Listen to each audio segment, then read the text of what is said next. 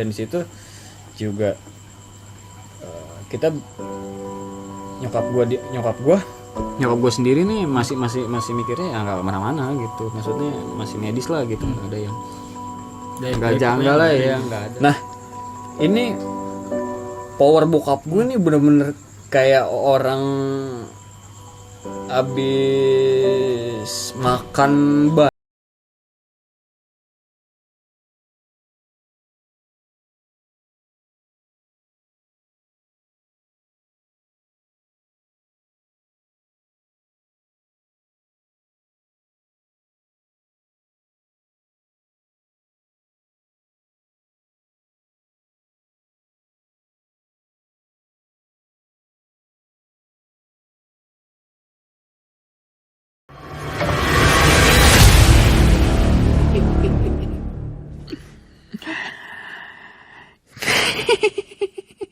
ke gue sebelum wafat. Jadi dia udah cerita duluan. Jadi kalau misalnya gue gambarin nih, kayak dia ngasih tahu gitu bahwa apa namanya, masa di dunianya nih udah mau hampir habis gitu. Cuma gue nggak tahu kapan ya, karena kalau misalkan dan kita juga nggak tahu kapannya gitu kan, karena itu kan cuma milik Allah doang kan, Allah semata gitu. Semua kehidupan dan kematian tuh cuma milik Allah lah, ibaratnya kayak gitu. Nah setelah gue lanjut ke bokap gue nih ya, sekarang akhirnya bokap gue meninggal. Nah di situ mulai kejadian janggal tuh mulai masuk, sampai om gue yang kakinya habis, sampai gue juga tangan gue selama 5 bulan kayak gitu. Kemudian juga sepupu gue juga yang umurnya masih 8 bulan waktu itu masuk rumah sakit kayak gitu.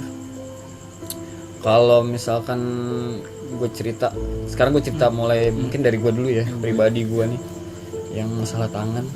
Mungkin kalau misalkan orang bilang masalah tangan gue, sekarang gue pulang kerja. Jadi awalnya nih gue pulang kerja subuh pulang kerja itu sekitar jam 4:30 lah gitu ya, 4:30 gue naik motor karena kan dulu juga gue sebelumnya hobi nanjak gunung nih, untuk hal-hal yang kayak gini-ginian mistis segala macam kayak ginian ya, jadi hal yang familiar lah gitu. Dan gue juga baru kena nih sekarang, baru tahun ini pas lepas kejadian bokap gue gitu. Nah jam 4:30 subuh ini gue ceritanya pulang kerja. Itu di tengah perjalanan gue naik motor, itu lo ngebayangin kayak ada gaib nih masuk dari sana tuh nyerang. Jadi kayak kita, gue nggambarin gini deh, apa namanya, kayak angin sat gitu, sat tiba-tiba masuk sat. Dan gue tahu gitu, gue coba proteksi diri aja udah, pakai ya ibaratnya baca ayat kursi segala macam kayak gitu. Dan gue tahu nih, gue habis diserang. Jadi lu gue udah ngerasain, gue diserang nih gitu. Ya udah gitu, gue akhirnya pulang, sholat subuh. Akhirnya pas gue bangun sekitar jam 9, itu tangan gue kerasanya ditusuk pedang. Itu bener-bener, mungkin kalau misalkan cewek yang kena kayak gitu, mungkin dia cuma teriak doang kali. Dan rasanya bener-bener lu ditusuk pedang nih dari sini nembus ke dan itu ya gua nggak bisa ngegambarin sakitnya ya, karena mungkin apa ya, dibilang itu sakit, benar-benar sakit banget sih. Kalau misalkan digebukin orang segala macam gitu, itu berkali-kali lipat daripada itu. Dan gua saat itu tuh cuma ngajarit doang di kamar gue, cuma ngajarit doang. Nyokap gue juga bingung nih kenapa ini anak gitu kan. Luka enggak, habis jatuh enggak. Iya, luka enggak, gue habis jatuh juga enggak. Tiba-tiba tangan kanan gue ngerasain ini bener-bener kayak bener-bener kayak ditusuk. sakit luar biasa gitu. Mungkin orang yang pernah ditusuk tahu lah sakitnya kayak gimana gitu. Dan dia mulai di situ gua ke tempat pertama waktu itu gua ke tempat urut gitu. Kemudian dibaca sama dia sama macam gitu. Wah, ini kok ada yang ngegangguin sih gitu. Gue masih aduh ya Allah, kenapa gitu, kenapa bisa ke gua kayak gitu. Gue masih berpikir seperti itu gitu. Gue nggak tahu bahwa ini ada sangkut pautnya sama bokap gue, sama kejadian pembangunan masjid ini gitu. Di topik awal kita akar masalahnya tadi tuh. Itu yang namanya gua gerakin tangan itu mungkin berapa senti doang tuh nggak bisa. Jadi kalau misalkan gua udah begini ya udah begini aja. Gua nggak bisa gini sengaja, ini nggak bisa benar-benar sakit. Gua nggak bisa gerakin tangan tuh benar-benar nggak bisa kayak gitu. Nah mulailah karena om gue juga sakit waktu itu. Jadi ini ada rentetan gitu, ada garis rentetan cerita setelah itu gitu. Om gue juga sakit, nah datengin mungkin orang pinter ya kayak gitu. Ini satu keluarga mau dibantai. Satu keluarga besar, bukan satu keluarga doang, satu keluarga besar tapi mau dibantai katanya. Kata orang pinter itu. Iya. Lu bayangin satu keluarga besar. Dan yang dibilang sama dia itu tuh yang mau diincar tuh yang kepala-kepalanya. Bokap gua, om gua, 3 orang ini. Dan katanya tangan gue tuh dililit ular. Kata si orang pinter ini. Dililit ular.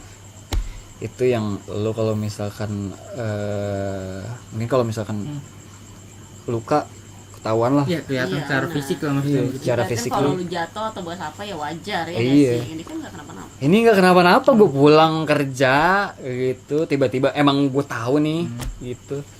Aduh gue diserang ya.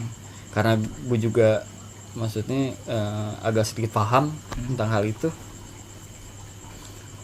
Tiba-tiba setelah gue jam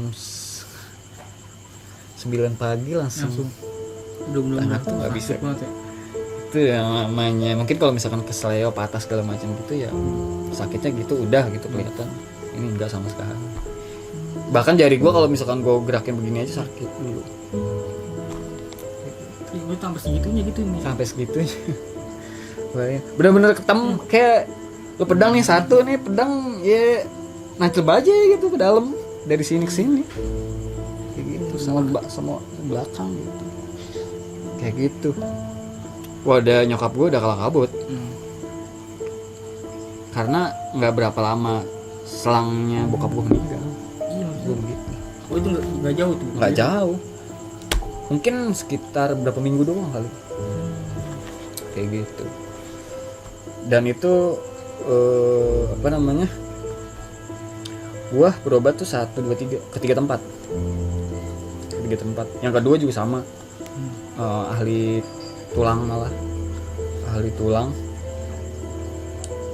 Dia juga mungkin sampai gue diobatin sampai digampar-gampar. Gampar-gampar. Gue digampar-gampar sampai diobatin itu. Dan itu gamparan dia nggak sakit. Nggak berasa amal. Nggak berasa. Saking lebih sakitnya gitu ini dibanding gue digampar sama dia tuh kayak gitu. Sampai lu tahu nggak kalau misalkan orang sakit nih, mungkin bakalan teriak. Kalau gue udah nggak bisa teriak. Saking sakitnya, gue cuma kaos gue nih gue buka, cuma gue gigit dong. Iya. Itu saking sakitnya kayak gitu. Sakit banget biasa kurang penahan. Iya. Lu sampai mungkin kalau misalkan dulu orang kalau misalkan sakit tuh harus disumpel gitu tuh karena lidahnya ngeri. Takut Kegigit. Iya. Sampai kayak gitu. Nah udah setelah itu datang lagi cerita om gue. Nah, om gue lebih mungkin lebih serem lagi gitu, karena di rumah dia tuh katanya udah ada nenek-nenek, udah ada ular kiriman, udah ada orang yang ngasih tanah kuburan Di kawasan rumah itu. iya. Dan itu kelihatan sama orang rumah jam 5 pagi. Dia ngasih tanah kuburan ke depan teras rumahnya dia. Setelah itu besoknya om gue sakit untuk yang kedua kali. Untuk Untuk kedua kali kayak gitu. Dan awal penyakitnya sama, bengkak juga. Sampai akhirnya orang Solo langsung datang ke rumah om gua. Di situ gua punya kolam renang. Tiba-tiba kolam renang gue yang tadinya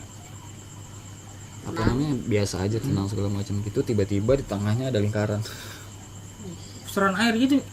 Bukan pusaran air. Jadi dia ada kayak bawahnya kan pasti lumpur segala macam. Ini tengah lingkaran ini lingkarannya tuh bersih. Saat itu juga lingkaran bersih. Kayak gitu. Di situ ada batu-batu lah segala macem, mungkin kayak apa ya disebutnya, berlian segala macam, kayak sejenis itulah. Batu-batu kayak gitu lah. Gue bilang nih udah ranahnya bukannya medis lagi nih. Tapi udah hal gaib nih. Ada hal gaib nih. Kayak gitu.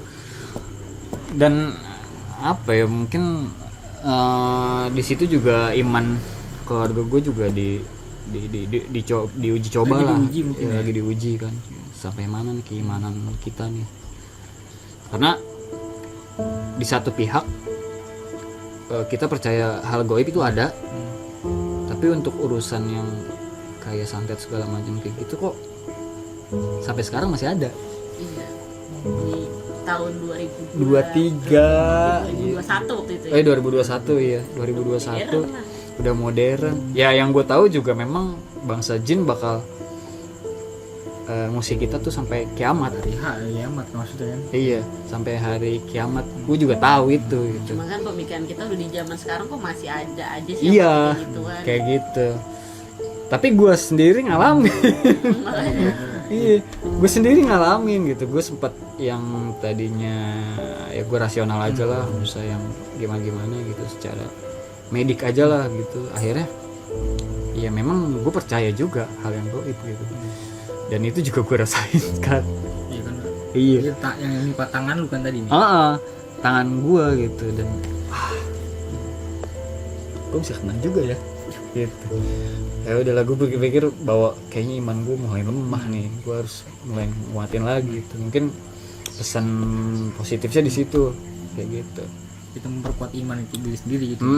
Buat memperkuat iman diri sendiri, betul. Dan di situ muncullah orang yang yang ngobatin om gue. Beda lagi. Beda orang lagi. Bukan orang Solo.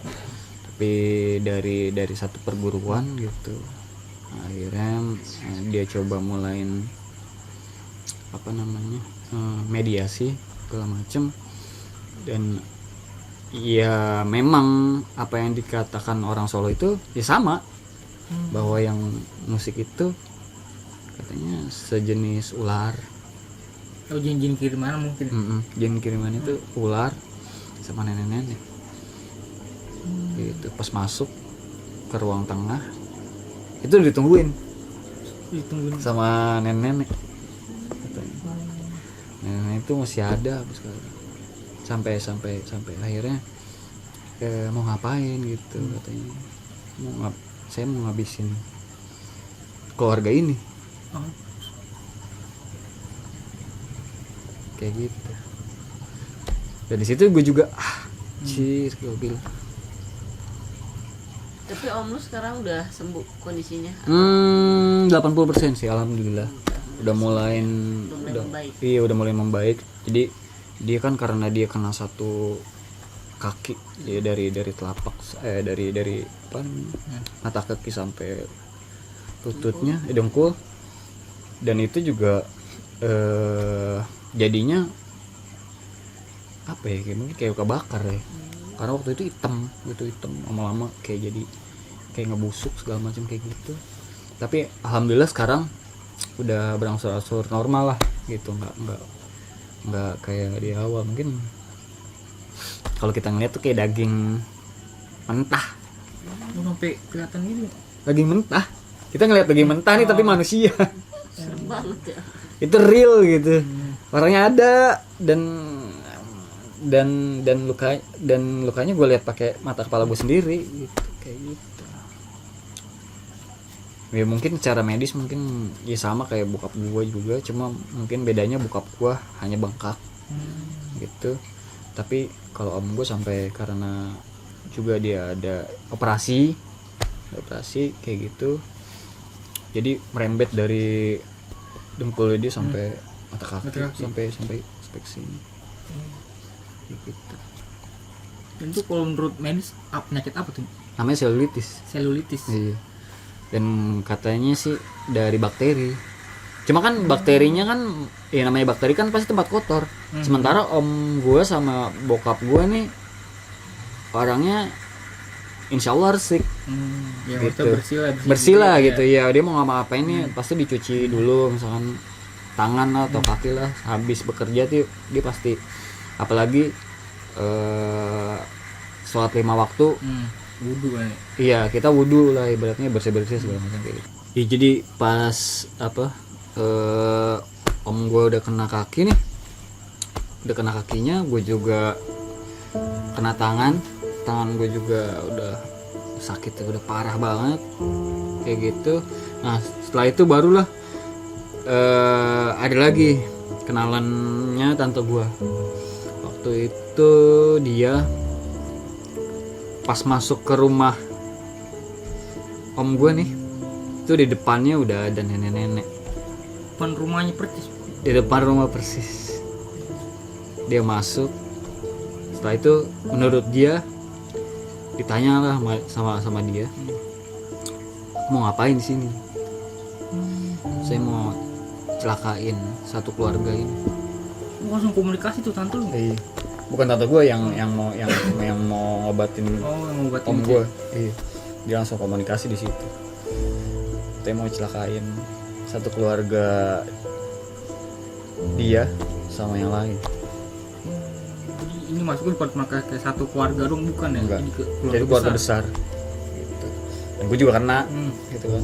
Terus om gue tadinya bokap gue, karena yang awalnya bokap gue katanya yang diincer duluan tuh. Kayak gitu. Dan ya kalau gue mungkin pesannya di sini kan, kalau kematian bokap gue ya udah lillahi ta'ala lah. Ya udah kehendak Allah lah gitu.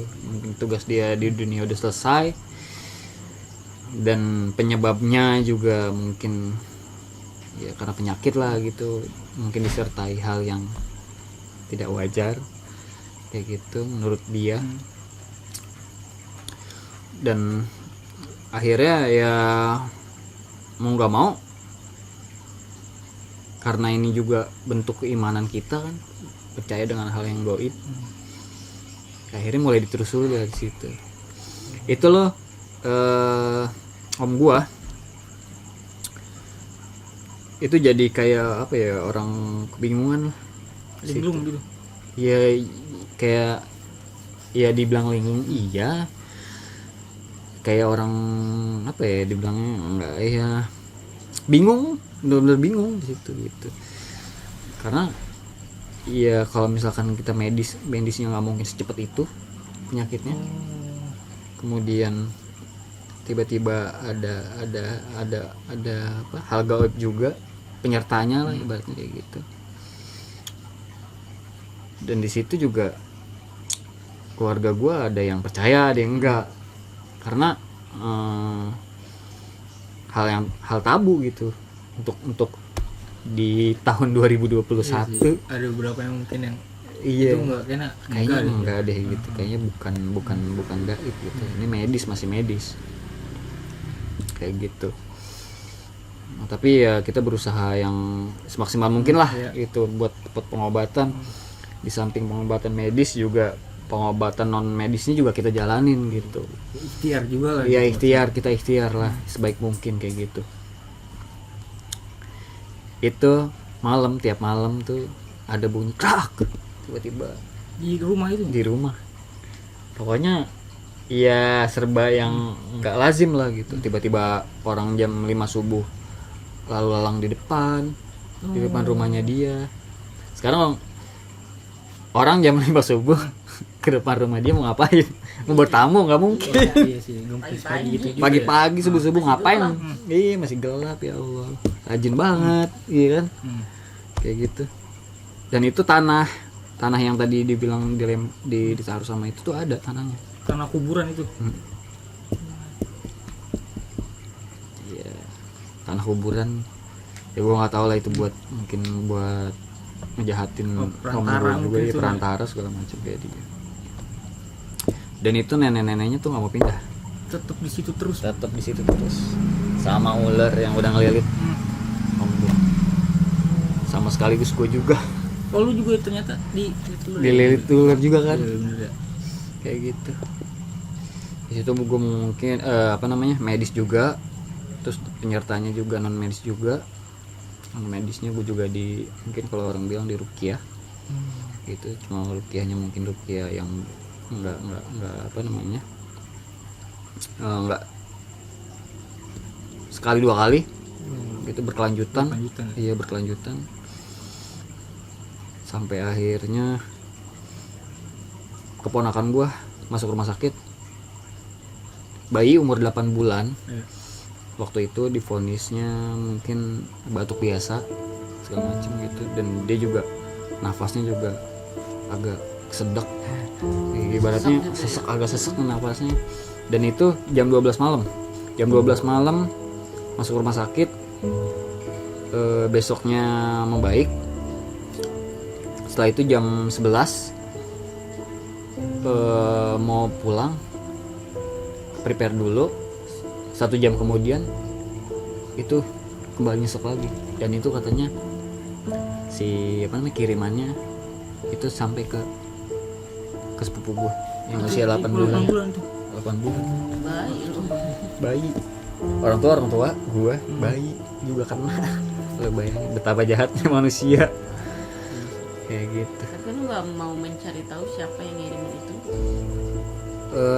Sebetulnya tahu orangnya siapa, cuma Udahlah gitu. ya udahlah gitu, karena kalau misalkan kita balikin itu walaupun kita bisa Iya, tetap aja lu sama yang aja. berdosa. Iya. Iya, kita sama jahatnya sama mereka. Kayak gitu. Gua nggak mau ambil tindakan itu walaupun sebetulnya kita bisa gitu pasti.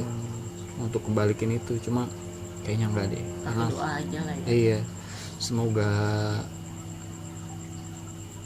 ya dia juga insaf. Iya kan, kayak gitu. Oke.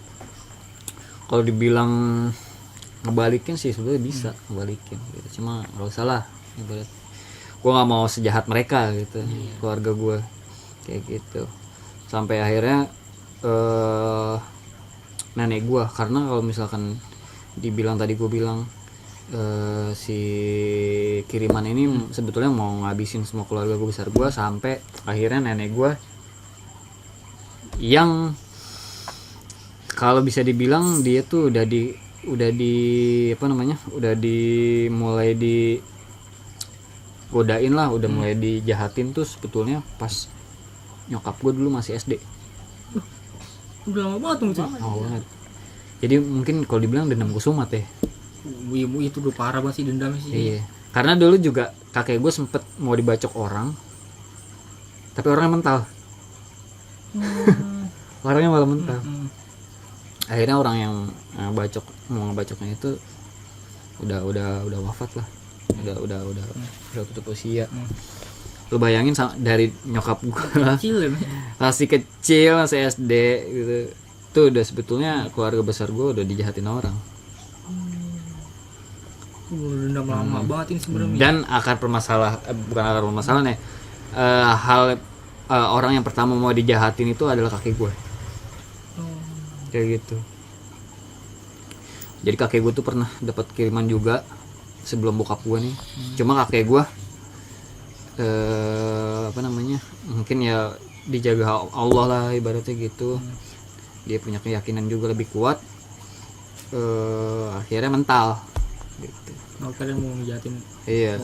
Orang-orang yang ngejahatin kakek gue akhirnya sakit dan tumbang dengan sendirinya gitu. Tanpa harus ngebalas tuh kakek. Tanpa harus ngebalas. Kayak gitu. Akhirnya ya muncullah tadi cerita sampai bokap gua juga kena, sampai om gua juga kan, sampai gua ini juga kena, sampai gua.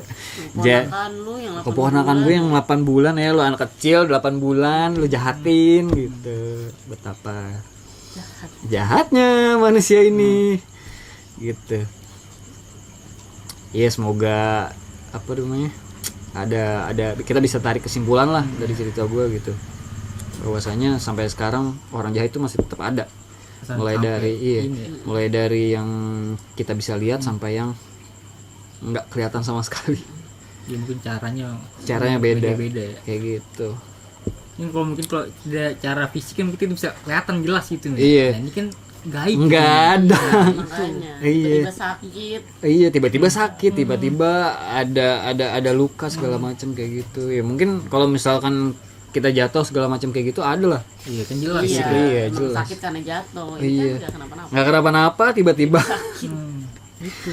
tiba-tiba Gue udah kayak ya gue cek medis nggak kenapa-napa semua. Alhamdulillahnya baik-baik aja. Ya kan? Itu kan bingung Iya, itu makanya sebenarnya. itu.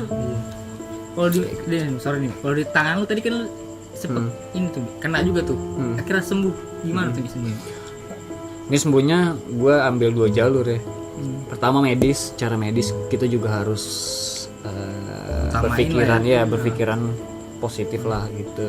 Jangan sampai kita terbawa sama hal-hal yang di luar nalar juga tuh, karena beberapa ilmu ruqyah atau peruqyah itu yang pernah gua pelajari tuh, bahwasanya sebetulnya benteng dari hal-hal gaib adalah mendekatkan diri kepada Allah Subhanahu wa taala. Itu mungkin pesannya seperti itu. Nah, yang kedua medis. Kita jangan pernah berputus asa untuk melakukan tindakan medis juga gitu. Walaupun kita tahu nih ini tuh penyakit yang disebabkan oleh hal gaib. Kayak gitu. Karena ketika 2 unsur itu disatukan, insya Allah nih Allah ngasih jalan buat kita. Seperti itu. Yang pertama, kalau misalkan kita medis, gue ke salah satu dokter di daerah Senin, dekat Plaza Atrium. Setelah 3 bulan gue masa sakit ya. Setelah itu gue coba buat ke medis. Akhirnya alhamdulillah dalam rentan waktu 3 bulan itu gue membaik, dan akhirnya di bulan ke-4 gue coba ke medis. Alhamdulillah di bulan ke-5 ini gue sembuh gitu. Total hampir 90%. Mungkin kalau misalkan dibilangnya sembuh total itu setahun. Ini setahun nih. Selama setahun. Parah juga itu. Parah banget. 1 tahun itu benar-benar yang menurut gue penyakit paling lama. Karena sebelumnya alhamdulillahnya gue nggak pernah masuk rumah sakit sama sekali. Oh, berarti ini pertama kali itu lama. Sakit paling lama dan paling menyebalkan. Karena gini, mungkin orang kalau misalkan orang biasa nih sakit medis udah tau. Kalau ini gue 2. Yang pertama medis, yang 2 juga non medis juga. Kayak gitu kan. Dan yang diganggu ini nggak cuma 1 orang, tapi 1 keluarga besar. Kayak gitu. Iya. Mungkin kalau misalkan sampai gua muntah paku segala macam, itu gua enggak. Mungkin enggak sampai segitu, gua alhamdulillahnya ya. Jangan sampai. Jangan sampai kayak gitu. Karena banyak kabar orang di luar kan, mungkin ada yang diguna-guna sampai dia muntah paku segala macam gitu. Sebetulnya ada yang benar, ada yang enggak. Seperti itu yang gue tahu ya, kayak gitu. Kalau muntah berlian sih nggak apa-apa. Iya, kita jadi Muntah aja terus. Itu bukan musibah namanya. Bukan musibah, rezeki loh. Ya kan ya kali ini muntah berlian mah nggak apa-apa, muntah aja terus. Kaya. kayak gitu. Dan apa ya yang gue tarik kesimpulan dari cerita gue nih bahwa yang namanya jin, setan dan sebagai golongannya lah seperantara itu ya kalau dibilang menggoda kita sampai kiamat nanti ya memang ada, bener memang seperti itu gitu. Karena di zaman sekarang nih tahun 2023 hal itu masih ada kayak gitu. Nah tangan gue nih apa namanya setelah 3 bulan itu sebetulnya sama yang nyembuhin om gue nih, nah, kata dia mau ditarik dulu yang nempel. Di tangan kayak gitu. Itu kalau nggak salah gue harus puasa selama hari apa? Gue puasa dulu, gue puasa dan itu harus 1 suro. Puasa pas nariknya Nariknya harus 1 suro. Setelah itu gue ngeliat apa namanya, gue ngeliat tanggalan dulu, gue ngeliat hari dulu, nah gue puasa. Setelah itu katanya di kamar gue, di sekeliling meja, di sekeliling apa namanya tempat kasur gue, nah itu katanya ularnya udah nungguin.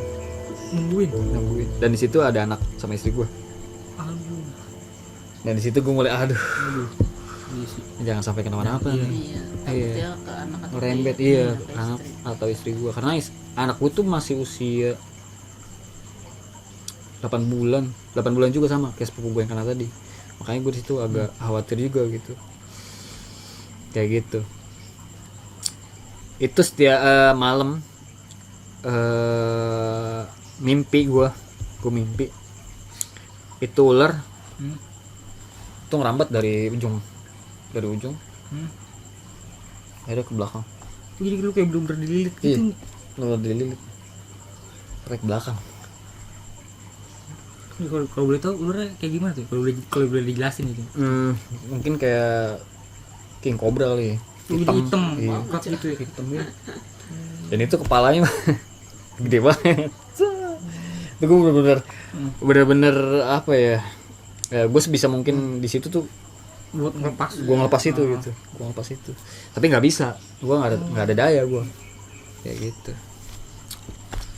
Nah setelah udah apa namanya yang ngobatin om gue nih bilangnya apa namanya ada ular yang lilit, udah gue ya udahlah, lo mau sembuhin lah pakai cara lo, ibaratnya kayak gitu.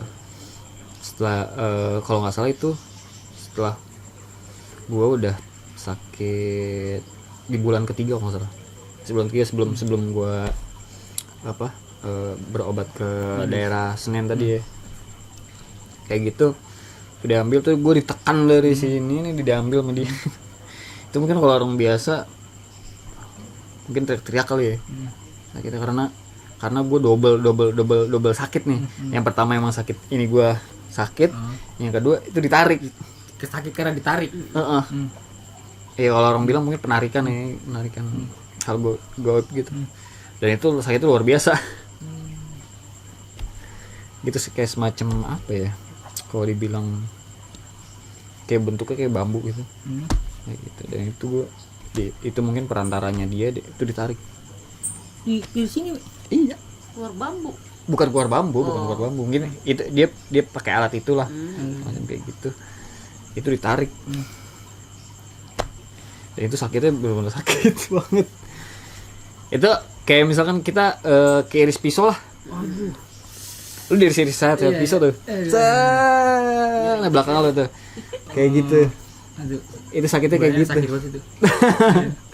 Kayak gitu. Dan ya udah setelah itu alhamdulillahnya gue berangsur-angsur pulih. Kayak gitu. Ya mungkin seizin Allah juga gitu kan. kita ikhtiar boleh kemana aja ya kan, kayak gitu. Setelah medis juga kita jalanin, non medisnya kita juga jalanin gitu, kita minta apa namanya ampun sama Allah gitu, karena ini kan sebagai ujian juga buat kita kayak gitu.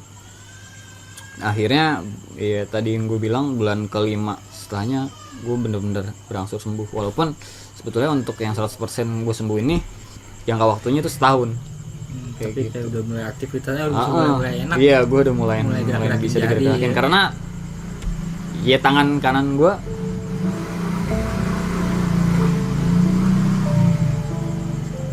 pergunain ini buat kerja gitu, buat sesuatu hal yang produktif gitu, dan ini bener-bener Gimana belum Mati. penting buat karena kan gue tau gambar gitu kan, pasti makanya ini iya. tangan lu pasti bahaya banget sih kalau sampai kaki bisa gerak atau nggak bisa digunain. Iya betul.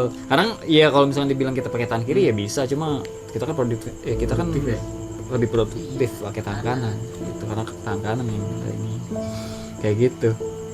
Nah setelah itu om gue juga akhirnya berangsur-angsur pulih karena rumahnya udah dibersihin juga, di situ juga apa ya dibilangnya